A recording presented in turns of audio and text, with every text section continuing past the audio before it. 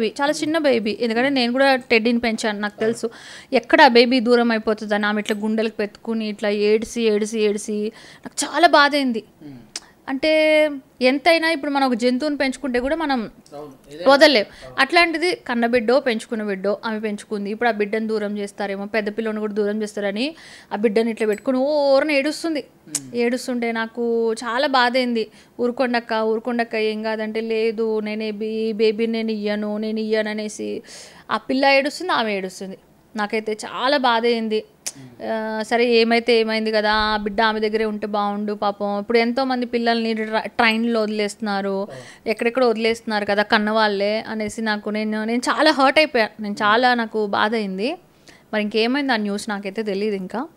So అది అందువల్ల నేను ఆమెకు సపోర్ట్ చేస్తున్నాను. వీళ్ళకి ఎందుకు చేయట్లేదంటే వీళ్ళ వాళ్ళే. ఇప్పుడు ఎప్పుడైతే నేను సపోర్ట్ చేయడం స్టార్ట్ చేసిన తర్వాత ఇప్పుడు నాకు మెసేజ్లు పెడుతున్నారు, మీరు నా గురించి బ్యాడ్గా మాట్లాడకండి అంటున్నాడు శ్రీకాంత్. నాకే సపోర్ట్ చేయండి, మీరు ఆమెకి ఎట్లా సపోర్ట్ చేస్తారు? అదే కదా ఫస్ట్ ఏమైంది మరి, మీరు నా గురించి ఎందుకు బ్యాడ్గా?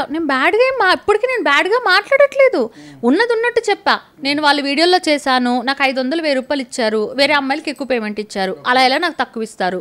ఇంకోటి అందరు అబ్బాయిలు అందరూ మాట్లాడుతున్నారు, ముఖం తెలియని వాళ్ళు మాట్లాడుతున్నారు. వాళ్ళకన్నా నేను ఒక మెట్టు పైనే ఉన్నా, నన్ను ఎందుకు మీరు అవాయిడ్ చేస్తున్నారు? అదే చెప్పా, అంతకుమించి నువ్వు చెడ్డోడివి అది ఇది ఏదేదో వస్తున్నాయి, అవన్నీ నేను నిజమని చెప్పట్లేదుగా, నాకైతే తెలియదు అవన్నీ. అంతే చెప్పి ఇంకా అట్లా ఆయన ఏమంటున్నాడు ఇప్పుడు మళ్ళీ శ్రీకాంత్, నాకు తెలియదు మేడం, మీరు వచ్చి మాట్లాడతారా? నాకు తెలియదు, మీరు మాట్లాడతానంటే నేను పిలిచేదిగా అంటున్నాడు.